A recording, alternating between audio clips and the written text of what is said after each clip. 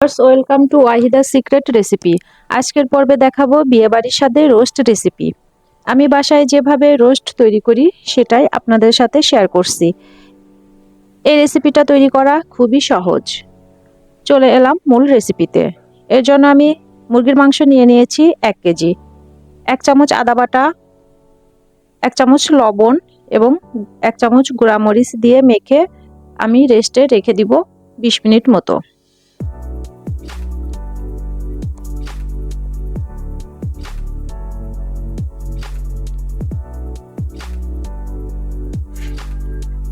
এরপর একটি বাটিতে নিয়ে নিয়েছি বাদাম। আমি কাজু বাদাম এবং চীনা বাদাম নিয়ে নিয়েছি এবং নিয়ে নিয়েছি পোস্তদানা 1 টেবিল চামচ এবং কিশমিশ, আর নিয়ে নিয়েছি পেঁয়াজ বেরেস্তা। আমি হাফ কাপ পেঁয়াজ বেরেস্তা নিয়ে নিয়েছি। এখন আমি কিছুটা পানি দিয়ে 10 মিনিট মতো ভিজিয়ে রেখে ব্লেন্ড করে নিব। এর মধ্যেই রোস্টের মশলা তৈরি করে নিতে হবে।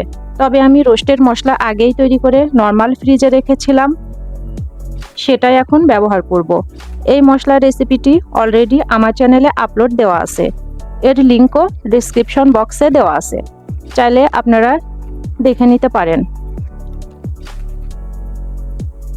এরপর আমি বাকি মশলাটি তৈরি করে নিব। এর জন্য আমি দিয়ে দিয়েছি 2 চামচ রসুন বাটা, 1 চামচ আদা বাটা, জিরা এবং মরিচ গুঁড়া এবং 2 চামচ রোস্টের মশলা, 2 টেবিল চামচ টক দই দিয়ে দিয়েছি, 1 চামচ পেঁয়াজ বাটা এবং 1 চামচ টমেটো সস। কিছুটা পানি দিয়ে সবগুলো মশলা আমি মিশিয়ে নেব। এখন আমি একটি প্যানে তেল দিয়ে দিচ্ছি হাফ কাপ। আমি সয়াবিন তেলটি দিয়ে দিয়েছি। তেলটি গরম হলে আমি চিকেনগুলোর দুপাশটা হালকা করে ভেজে নেব। তবে আলতো করেই ভেজে নিব, বেশি ভাজবো না, এতে করে চিকেনগুলো শক্ত হয়ে যাবে। ভিউয়ার্স, এ পর্যায়ে আপনাদের কাছে আমার অনুরোধ, যারা আমার চ্যানেলটিকে সাবস্ক্রাইব করেননি প্লিজ সাবস্ক্রাইব করে দিবেন এবং আমার ফেসবুক পেজ থেকে দেখলে ফলো করে দিবেন এবং লাইক কমেন্ট শেয়ার করে আমার পাশেই থাকবেন।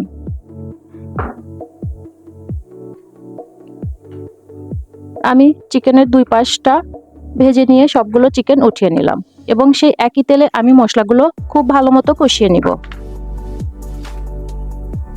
ভিউয়ার্স, দেখতে পাচ্ছেন আমি অনবরত নেড়েচেড়ে মশলাগুলোকে কষিয়ে নিচ্ছি।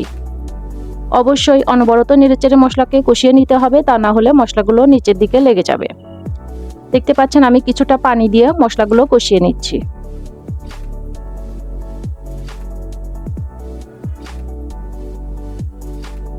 মশলাটা ভালো করে কষানো হয়ে গেলে দিয়ে দিব পানি। আমি 1.5 কাপ পানি দিয়ে দিলাম, আপনারা আপনাদের প্রয়োজন মতো পানি দিয়ে দিবেন। এখন আমি দিয়ে দিচ্ছি চিকেনগুলো। এরপর 20 মিনিট রান্না করতে হবে। এ পর্যায়ে আমি দিয়ে দিচ্ছি 2টি কাঁচামরিচ। আমি কাঁচামরিচটিকে একটু ফাটিয়ে দিয়ে দিচ্ছি এবং দিলাম 1 চামচ চিনি। চিনিটা পুরোটাই অপশনাল, চাইলে স্কিপ করতে পারবেন, তবে চিনিটা দিলে স্বাদের ব্যালেন্সটা ঠিক থাকে। এরপর 2 মিনিট নেড়েচেড়ে আমি দিয়ে দিচ্ছি ঘি এবং ঘিটা আমি ভালো করে মিশিয়ে নিচ্ছি এবং দমে রেখে দিব 2 মিনিট।